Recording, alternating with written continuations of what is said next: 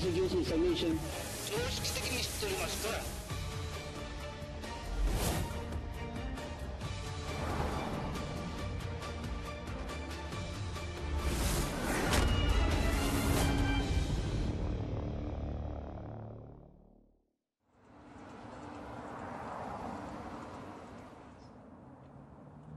Shibuya is a special ward in Tokyo, a fashion center for young people. A building there, Higashi Ikebukuro, is now the center of Japanese animation. It is hard to imagine the building stands on the site of Sugamo Prison.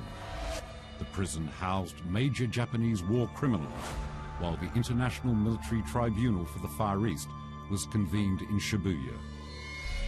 During those Tokyo trials from May 3, 1946 to November 12, 1948, more than 20 war criminals were shuttled to and from the locations 817 times. Each time, jeeps to the front and rear escorted the military bus.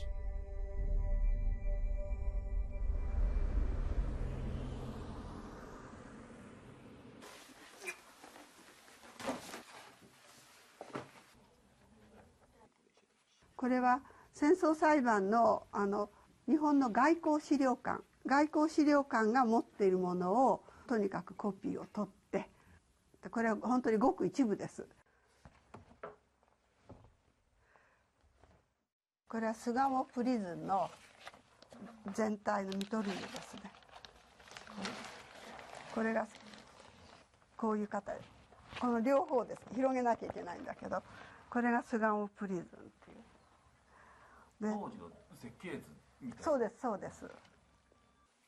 Utsumi Ayako is a professor at the Osaka University of Economics and Law. In her office is a topographical map of Sugamo Prison. She obtained the map from a Class B war criminal in one of the prison cells and recently finished restoring it.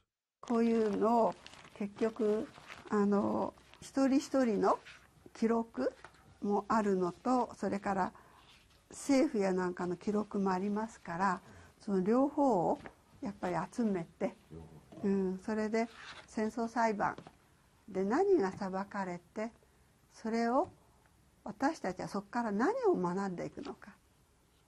戦犯当事者だけではなくて、裁かれた私たち日本の側が何を考えていくのか、何を学んでいくのか。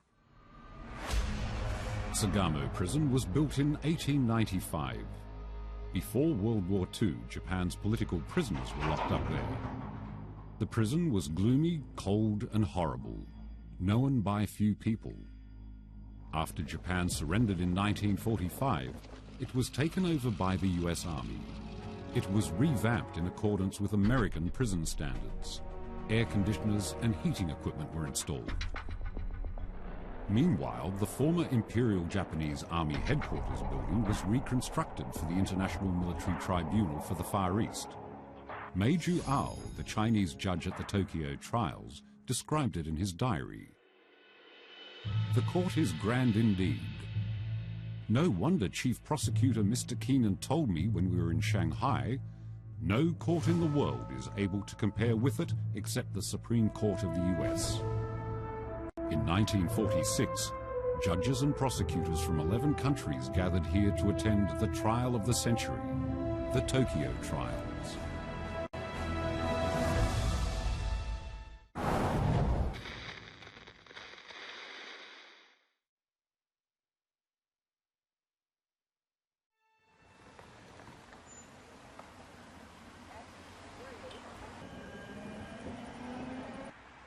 Before the Tokyo trials, the Nuremberg trials had already begun in Germany.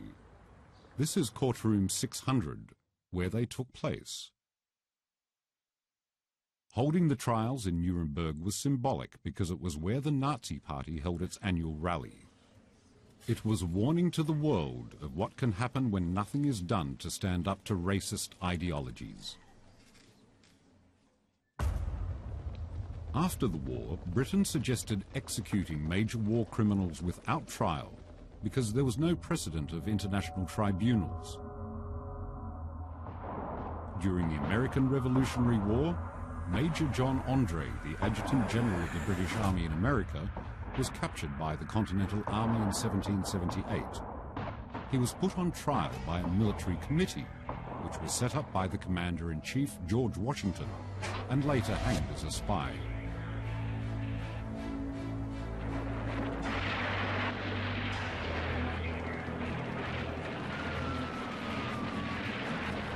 In the aftermath of World War I, the Allies wanted Kaiser Wilhelm II and other major war criminals to go to trial. However, Germany proposed using its own judicial system.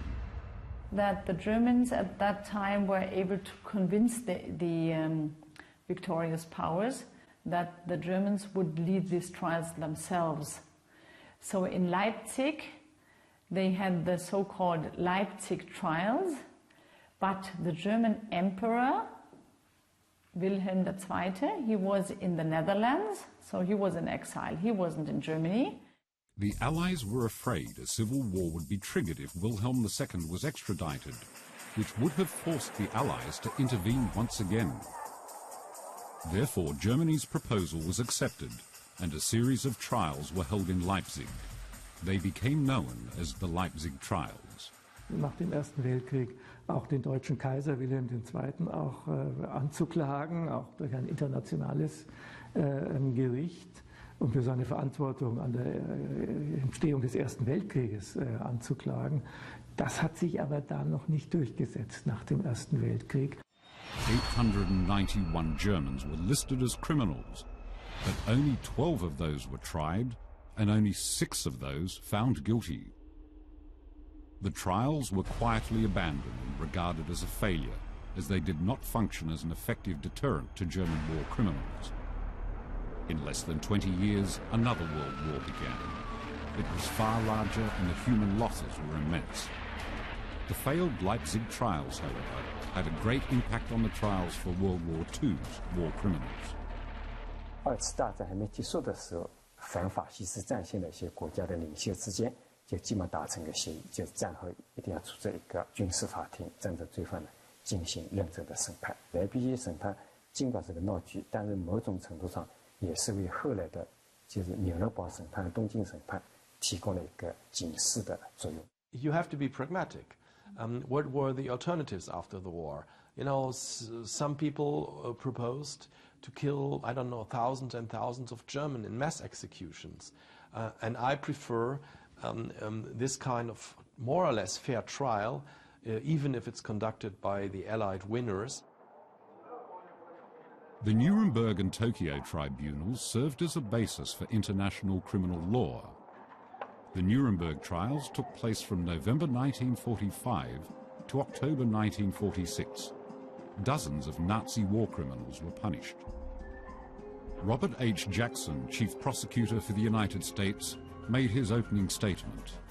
4 great nations, flushed with victory and stung with injury, stay the hand of vengeance and voluntarily submit their captive enemies to the judgment of the law is one of the most significant tributes that power has ever paid to reason. ニュルンベルク原則っていうんですかね。で、3つの戦争犯罪概念ですよね。そういういわゆる平和に対する罪、それから通常の戦争犯罪、そして人道に対する罪というですね。そういった3つのですね犯罪概念はやっぱりニュルンベルク原則のもう重要なものですけれども、それがそのままやっぱり東京裁判に影響を与えてですね。By the time the Nuremberg trials ended, the Tokyo trials had been underway for several months.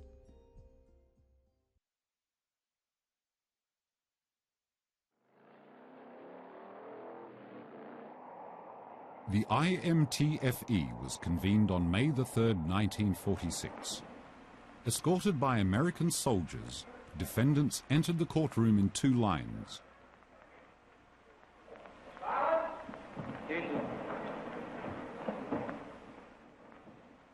The lights were turned on and the room was as bright as day.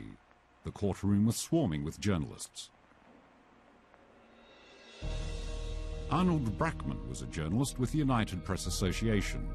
He wrote 3 to 4 reports on the trials every day. In his book, The Other Nuremberg, The Untold Story of the Tokyo War Crimes Trial, he described his impression on the first day. At 11:13, a bell tinkled gently, like the bell under the eaves of a Buddhist temple, and a hush fell over the courtroom. The massive wooden doors at the entrance slowly closed, like the gates of an Assyrian walled city, and military police carrying sidearms took up their positions around the room. The president of the tribunal, Australian Judge William Webb, in his opening statement, "Before assembling here today, the members of this tribunal signed a joint affirmation to administer justice according to law, without fear, favour or affection." Chief Counsel for the prosecution, Joseph Berry Keenan, said in his opening statement, "Mr. President, this is no ordinary trial, for here we are waging a part of the determined battle of civilization to preserve the entire world from destruction." Chinese judge Mei Juao wrote about the first day in his diary. "I only noticed Hideki Tojo and Kenji Dohara, who sat in the middle. Every criminal pretended to be calm, especially Tojo. He stayed still, like he was made of plaster. Iwane Matsui, who should be held the most responsible for the Nanjing massacre, looked like a poor little sheep." Like the Nuremberg trials, the criminal procedure used by the Tokyo trials was based on the Anglo-American legal system. 主要是发挥当事人在法庭上的作用，这法官是作为第三者，他来判断就是检方、起诉者和辩方、被告辩护律师到底哪个讲的有道理。那么讲的有道理没道理，主要通过证据。英美法的这个程序呢，实际上给了当事人一个充分发表自己的意见的这么一个空间。A contest began between the prosecution and the defense. Japan organized a defense team of 100 attorneys to attend the trials. Months before the tribunal, Japan's defense attorneys claimed they were unfamiliar with the Anglo-American legal system and asked for American assistance. President Webb approved the request, and 40 American attorneys joined the defense team. The defendants had a team comprised of nearly 150 Japanese and American attorneys. Certainly one of the most important reasons why it was a fair trial is that the Japanese defendants had very good lawyers, both American and Japanese lawyers assigned to defend Japanese accused. They typically did an extremely vigorous and very good job. That the surrender of the Japanese nation. Chief Prosecutor Joseph Keenan also had help, as each Allied nation sent one assistant prosecutor. Keenan was a specialist in violent crime. He graduated from Harvard University and had served as Assistant Attorney General of the United States. After the International Military Tribunal for the Far East's charter was published in January 1946, the 58-year-old Keenan was appointed Director of the International Prosecution Section by General Douglas MacArthur. He was in charge of the collection of evidence, preparing strategy, and the debates in court. By 1947, the IPS had a staff of 487. The first debate between the IPS and the Japanese defense team was regarding the jurisdiction of the tribunal. 裁判所においては平和に対する罪、また人道に対する罪につきお裁きになる権限がないということであります。Keenan stood up and refuted Kiyoshi's statement.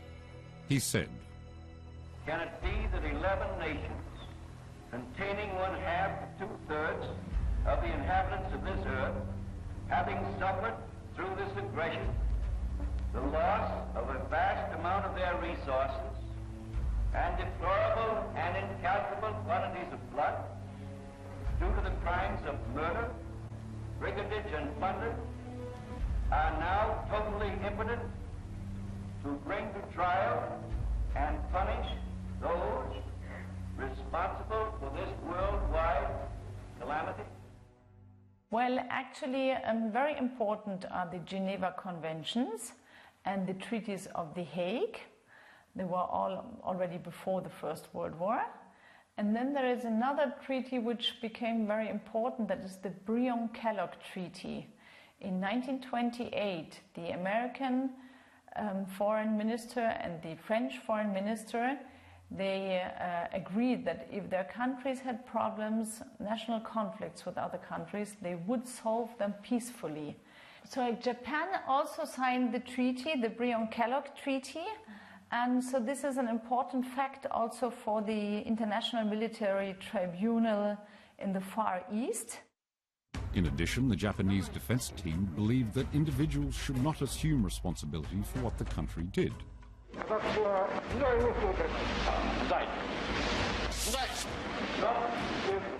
Some suspects tried to defend themselves by presenting a list of orders from their superiors.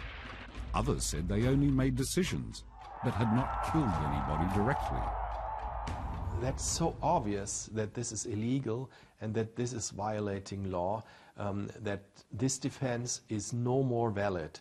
Since Nuremberg and since Tokyo, you cannot defend yourself with the reference that you only obeyed orders. The trials from today should not only be directed against, the murderer or the torturer who murdered or tortured in person, but also those who gave him the order and those who administrated the bureaucracy and those who bared, the highest responsibilities. Das zählt ja dann zu den Nürnberger Prinzipien. Es ist nicht, man kann es sich damit nicht so einfach machen und alles abschieben auf Vorgesetzte nach dem Motto, ja, ich habe ja nur gehorcht. Und das ist eben seit Nürnberg und Tokio so nicht mehr möglich. Was aber auch in Nürnberg und Tokio ja durchaus ein Thema war. Arnold Brackman for United Press Associations wrote down a line from a speech made by Keenan on the first day of the trial in his book. All governments are operated by human agents, and all crimes are committed by human beings. A man's official position cannot rob him of his identity as an individual, nor relieve him from responsibility for his individual offences. The debate also focused on the collection of evidence. 东京审判，也包括纽伦堡审判，是根据英美法的这样一个基本精神。他在审判的过程中，特别强调的是程序公正，强調的是證據。検察側のですね、証拠集めっていうんですかね、これはもう大変な努力を要したっていうのはですね。降伏文書にですね、日本が調印するまでですね、2週間以上あったわけですよね。その間にね、もう各地でですね、そういった証拠になる恐れのある文書は全部燃やしたわけですね。で、そういった意味で非常にその文書をですね、その証拠として、示すということはですね、非常に困難だった。After Japan surrendered to the Allies, the Japanese government destroyed a large quantity of evidence. They also tried to hide other important evidence. They kept confidential documents in several security boxes and hid the boxes in a basement of a security company's bombed-out building. They assumed the boxes would not be found because the building had collapsed and the basement was buried under rubble. However, the Allies did find the secret basement. Another difficulty of collecting evidence was that the then Chinese government assumed Japan's invasion of China was known to the world, and that conducting the trials was merely a way to justify the Allies' victory. Therefore, the Chinese government had not attached enough importance to protecting evidence during the war or collecting it after the war. 在那个时候呢，也很难有这个条件，我来保留一些证据。反过来呢，也过去没有这样的习惯，所以从这个意义上讲，是个怎么找充分的、充足的人证物证，这个是中国检察官最大的问题。In order to obtain powerful evidence, Keenan, American prosecutors Sutton and Moran, and several other American prosecution staffers came to China in March and April in 1946 to investigate Japan's crimes. Keenan submitted to the Chinese government the investigating evidence outline of the tribunal. It contained 67 items to be investigated, including the Nanjing massacre. 纪念本身应该说在东京审判这个当中，它是发挥了很大的作用的。因为当时的中国还是比较落后，他不怕这个艰苦跑到中国来，指导中国的检察官收集各种证据。After each court session ended, the defendants were sent back to Sugamo prison. As the map preserved by Professor Utsumi Aiko shows, Room 85 was a theatre and Room 64A was an infirmary. Defendant Hideki Tojo was placed in the first room on the second floor of building number 5. In spite of the crimes they had committed, the Class A war criminals lived in large and clean rooms. They had the same Western-style food as American soldiers. On holidays, they could even have Japanese food specially prepared for them. It is a rule of humanity not to have them, I don't know, starve or whatever, especially because in this court they should speak also. They should answer questions because everybody wanted to know what they think. And if they realized that many things they did were really inhuman, or if they still believed in it. So the court, everyone wanted to hear, to listen, also to, maybe not too much, but at least to hear what they have to say or what they think. By the end of 1946, the prosecution had wrapped up its case. The Class A war criminals entered the new year in Sugamo prison. It was now the turn of the defense team to make its case. In September 1947, the defense of each individual defendant began. During this stage, Class A war criminals such as Hideki Tojo and Iwani Matsue would appear in court to testify. The prosecution's case still remained a daunting task.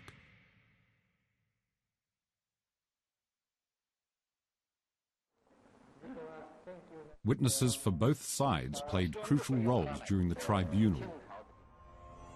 As one of the most brutal atrocities committed in World War II, the Nanjing massacre was a particular focus. The prosecution and the defense both provided witnesses in this case. Witnesses of the Nanjing massacre included Iwani Matsue, the commander of the Japanese expeditionary force sent to China, and Sekijiro Ogawa, the Minister of Justice of the Japanese 10th Army. In his sworn affidavit, Iwani Matsue claimed that he dedicated himself to Sino-Japanese rapprochement during his 12-year stay in China, and that he had demanded discipline in the army. His statement was supported by evidence provided by the defense. Sekijiro Ogawa testified, Commander Iwani Matsue demanded all the soldiers to observe discipline to protect the interests of Chinese citizens and other foreigners. Cheng Jiaoqi, the director of the Center for the Tokyo Trials Studies at Shanghai Jiaotong University, investigated first-hand evidence, including the diaries of the defendants and witnesses published since the 1980s, and found that their testimonies were inconsistent with the evidence. 小川官治郎呢，他在宣誓口供书里面说，他说他见到松井石根是在1938年的1月4号，松井石根就跟他讲，你一定要这个加强军风纪。但是我们现在翻开小川官治郎的日记里面呢，1月4号他根本就没有离开第10军的军部，而见到松井石根呢，他是在1月15号，而1月15号见到松井石根那天他是有详细记录的，根本就没有讲到军风纪。Iwani Matsue was in favor of Asianism, and he had a strong interest in Chinese civilization. He was a famous China expert in Japan, who excelled in the Chinese language, could recite ancient Chinese poems, and was proficient at calligraphy. He also understood China's society, system, geography, and history. You examine the instrument which has been handed you, Defense Document 2738. Tell this tribunal whether that is your affidavit. I was always firm in the belief that the strife between Japan and China was a quarrel between brothers in the so-called household of Asia. Therefore, when I assumed the command of the expeditionary force, I promised myself to settle the trouble between Japan and China on this belief, and hoped to make the dispatch of the expeditionary force not a cause for mutual enmity, but something that would help to bring about friendly relations and cooperation between the two nations. During the tribunal, he claimed he was a Sinophile sent to China to end the war. The order to attack China made him very distressed. However, his diary proved otherwise. 当时给他的任务是保护上海居留民和上海周边的交通要道，但是呢，他打下上海以后呢，不断的向西北往南京方面进发。参谋本部不断给他下命令，几次说打到这里你不能再前进了。他在他的日记里边，甚至他这样写下对中央政府的这种愚昧，他是用的汉字鞭笞2个字，他说应该鞭笞对他们。所以说呢，战争打到不可收拾，打下中国首都，这个跟松井石根的个人责任是最大的。I understand, according to your conscience and truth, not to conceal anything from or to add anything whatever to the truth. Yes. Will you give your name and address to the tribunal, please? Okada Takashi. Iwani Matsue's secretary, Takashi Okada, testified that on December 18, 1937, the day after the Japanese army entered Nanjing, Matsue said in pain, "My wish for the last 30 years was peace between China and Japan, and that the war between the two countries was a tragedy, and he was truly sorry." When he returned to Shanghai on December 21st, he wrote in his diary, "It has only been 2 weeks since I left Shanghai, and I have accomplished the great undertaking of occupying Nanjing. It is a pleasure to be back." The content of his diary refuted Okada's testimony. During the invasion, the Japanese army did not permit news of the massacre to become public knowledge. Therefore, the Nanjing massacre was not widely known to the world. In order to find more witnesses and evidence, prosecutor Xiang Chechun sent several telegrams to the Chinese government to explain the importance of evidence.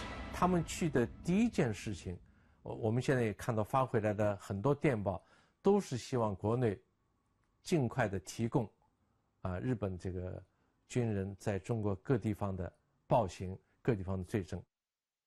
According to the tribunal's transcripts, 11 witnesses appeared in court during the portion about the Nanjing massacre, 8 of whom came from China.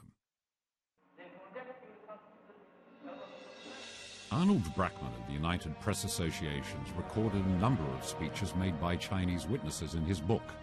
He wrote, "The dimensions of the rape of Nanking were so vast that 2 witnesses, independently of each other, said from the stand in an awed tone of bewilderment, 'I don't know where to begin.'" He also recorded the testimony of minor Searle Bates on December 15th. Bates had degrees from the University of Oxford, Yale University, and Harvard University, and was a teacher at the University of Nanking. On December 15th, Bates testified, 30 college girls were raped on his campus in one building alone. 3 days later, 18 girls were raped in 6 different locations on campus. A suppressed gasp went up among spectators and others when Bates offhandedly remarked that his university was located next to the Japanese embassy. Mr. Bates, not having seen the messages, I assume you do not know of your own knowledge to whom they were sent in Tokyo. Is that right? Some Japanese sources on that. Your Honor, please, I ask this... When the prosecution asked him who had been in command of the Japanese troops at Nanking, Bates replied, "The defendant, General Iwani Matsue." Arnold Brackman wrote, "And all eyes in the courtroom involuntarily turned to the dock, where the aged and gaunt Matsue looked as if he wanted to flee." There were a large number of spectators during the Nanjing massacre portion of the trials. Many Japanese citizens waited in line outside, hoping to get a seat inside the court. There were sections reserved for journalists and the public. Families of members of each delegation were also allowed to attend the trials. At first, many Japanese people came to the court and were skeptical. Japanese people were shocked as the trials unfolded. Because the Japanese government used every kind of means to tell the people in Tokyo, in Japan, that Japanese soldiers were very good soldiers, very behavioral and very brave. And when the rape of Nanking was brought to trial, they were quite astonished. They never knew that the Japanese, their soldiers had done such atrocities in Nanking. Asahi Shimbun journalists sifted through the materials and published the transcripts of the proceedings of the IMTFE. Chief Prosecutor Keenan's speech was published. It read in part, "The defendants treated human beings as mortgage by conquering, enslaving, and killing millions of people, which was like a game to them. Conventions and treaties are merely words and papers in their eyes." In the court's verdict, there was a section called Nanjing Massacre under the 8th chapter. In this section, the Japanese army's atrocities were recorded in detail, including murder, rape, and looting. Arnold Brackman wrote in his book, "The rape of Nanking was not the kind of isolated incident common to all wars. It was deliberate. It was policy." However, even to this day, China and Japan haven't reached a consensus on the number of casualties in the Nanking massacre. But I think the continuing debate over the numbers of individuals killed at Nanjing is really very misleading. It doesn't matter whether there were 100,000, 200,000, or 300,000. That's mass atrocity. It's mass murder. The other reason is because it creates the impression that it was only at Nanjing that these things happened. Professor Young found an important diary in the National Archives of the United States. He had been appointed a historical consultant to the Nazi War Crimes and Japanese Imperial Government's Records Interagency Working Group at the U.S. National Archives. It belonged to a Japanese army doctor, Akira Hosaka. He recorded the details of a group of Japanese soldiers killing Chinese civilians in Changzhou on their way to Nanjing. I assume that he always felt this conflict in his moral conscience. And after Japan's defeat, he submitted this diary to the American authorities with the hope that American occupation authorities will investigate this particular war crime. Unfortunately, this was not the case, I think, because this particular massacre took place not in Nanjing, but in Changzhou. And therefore, it was not considered part of the investigation conducted by the Tokyo War Crimes Trial that focused on Nanjing. Former Japanese Prime Minister Yukio Hatayama had visited the Nanking Massacre Memorial Hall and planted a peace tree in the Peace Park. 極めて多くの命が、特に一般の市民の命が奪われたということは事実です。しかも当時のメディア、朝日新聞などがですね、むしろ100人切り、むしろそれを賛美しているような、そういう記事を書いているわけです。決してこれはなかったのだととても言える話ではない。ニュースだと思ったらぜひ南京虐殺記念館に行かれるべきです。その膨大な犠牲者のためにですね、やっぱりそういう裁きが、行われてですね、でそういう犯罪をですね、戦争犯罪を犯した人間は必ず責任を、問われるということがですね、東京裁判を通じてですね、アジアにおいて二度とこういう戦争犯罪がですね、行われてはならないと。だからやっぱりアジアにおいてはですね、近隣諸国とのいろんな関係をですね、やっぱり平和にですね保っていかなければならないということがですね、非常に東京裁判を通じてはっきり認識されたと思いますね。During his last days in Sugamo prison, Iwani Matsue felt the Nanjing massacre was an unforgivable crime. He confided to his prison chaplain, Shinsho Hanayama, before he was hanged, that the Nanking incident was a terrible disgrace.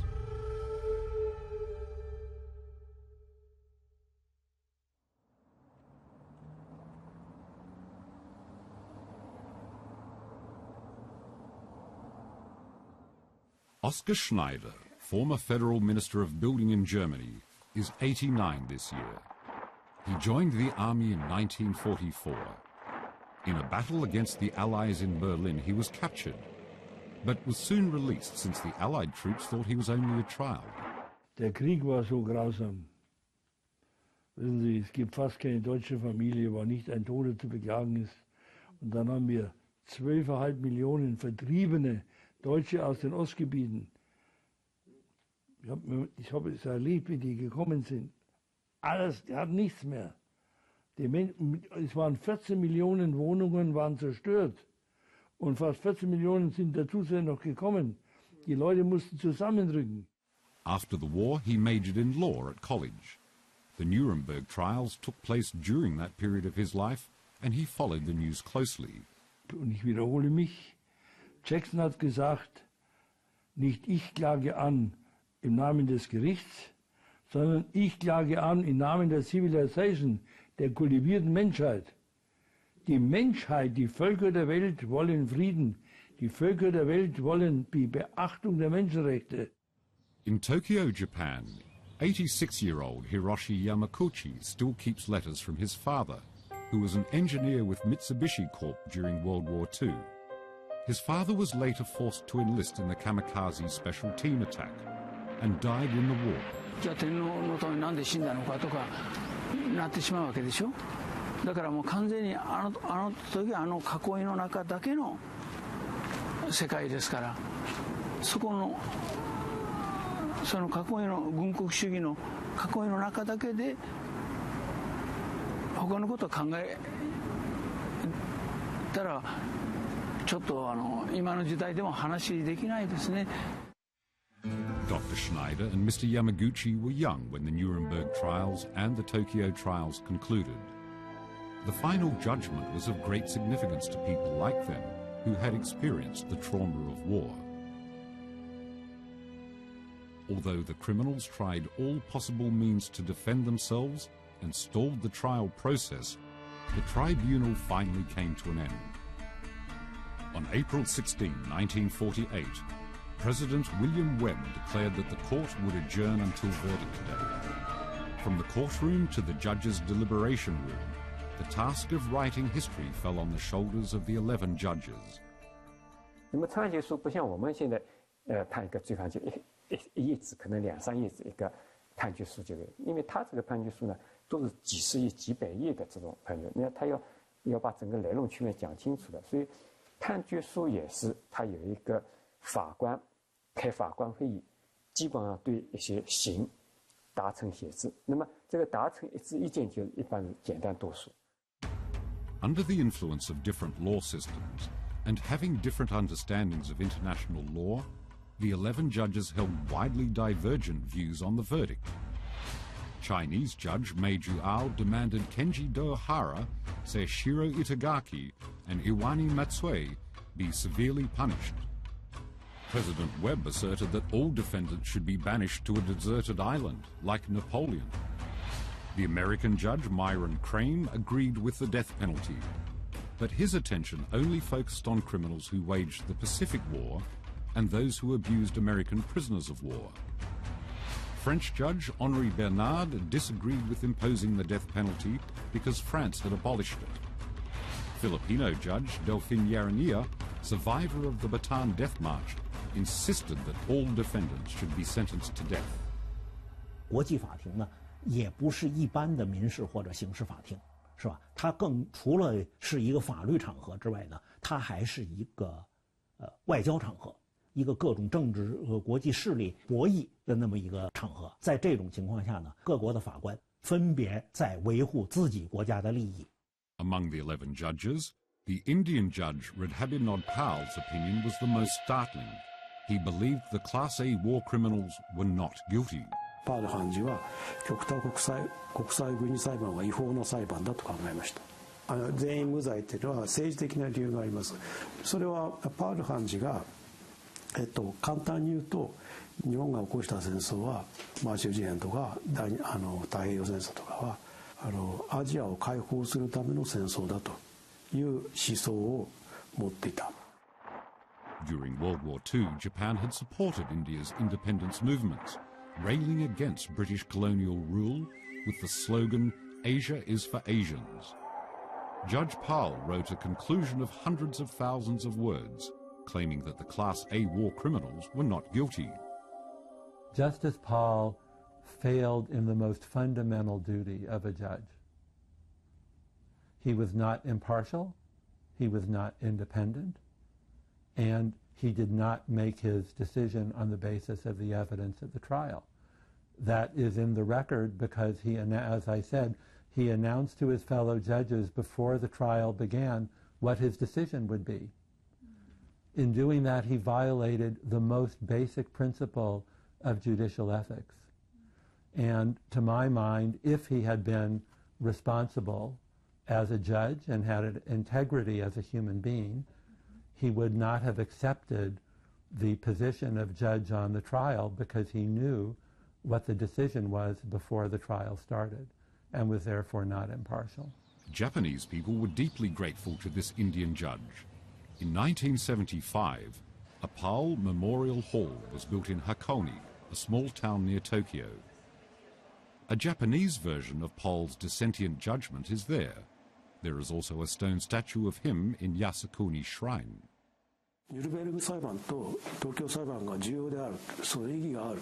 それからパル判事はニュルベルグ裁判と東京裁判の意義を認めなかったわけですけれども、20世紀に起こったことに対する私たちがどういう態度を取るかということと密接に関係ある重要な問題なんですね。パル判事の立場に立てば侵略戦争はあり得るわけです。それは何かというと、戦争を起こすのは国家の主権なわけですから、国家がそういうふうに考えれば戦争を起こすことができる。現在の世の中で国家主権のもとに何をしてもいいということにはもうならない。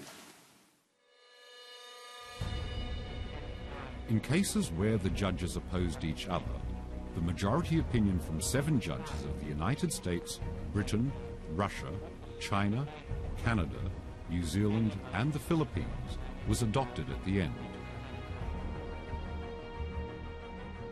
Powell published his dissentient judgment after he went back to India. 所以也就是说，在当时的情况下，是充分的去照顾了到各个方面，包括程序上，包括法官他的一个独立性等等这方面。所以从这个角度来讲的话呢，那应该是一个公正法治的这样子的一个审判。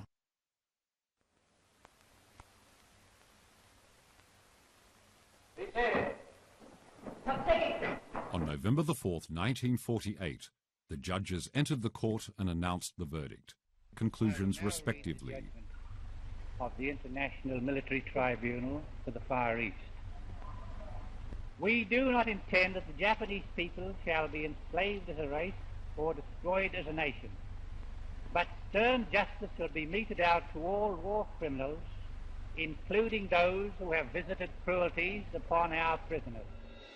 This was the final and the most serious stage of the 2.5-year tribunal. The reading of the verdict took 7 days. All 25 defendants were pronounced guilty, and 7 major war criminals were sentenced to death by hanging. Mei Ju-ao once said in private, "We will be discredited to meet our fellow countrymen if we fail to make a convincing judgment." Those were the hardest days for Mei Ju-ao, but he tried his best. 我今天能高居审判台上，来惩罚这些元凶巨队，都是我千百万同胞的血肉换来的。我应该警惕，我应该郑重。Prosecutor Xiang Che-chun brought the written verdict of the Tokyo trials to China. The verdict demonstrated the will of the majority, which decided that the war criminals should be punished by law. The legal community and the elites who were heavily involved in the war crimes, they objected to trials. You know, they called it winner justice. For the time in 46, just after the Second World War, the standards were lower than they are now. So it's not fair to judge from now. They laid the basis for international criminal law, for the International Criminal Court of today, for universal jurisdiction. Today in Germany, the names of murdered Jews are engraved on bronze plates embedded in the walls of people's homes to remind them of the evil humans can inflict on one another. A Holocaust memorial seeks to preserve the dark chapter of history with numerous exhibitions. However, in today's Japan, the Tokyo trials have been largely forgotten. Shoppers in the 60-floor Sunshine City at Higashi Ikebukuro don't know it was once the location of Sugamo Prison. Sugamo is now only known as the name of a metro station. After the Tokyo trials, Arnold Brackman returned to America. He thought it was necessary to tell people what happened, so he wrote The Other Nuremberg, the untold story of the Tokyo war crimes trial in 1987. On the back flap, Brackman wrote, Today, those convicted and executed for war crimes in Tokyo have been enshrined. Current Japanese history books treat the war as if it barely existed. The Other Nuremberg shows why the trials should not be forgotten, as a warning to future generations that aggression will be brought to justice.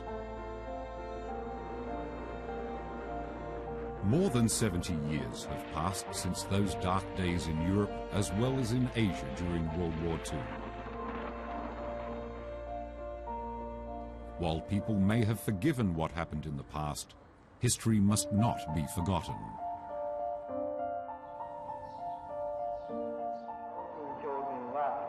The Tokyo trials should not be swept under a rug. Our children should know what happened.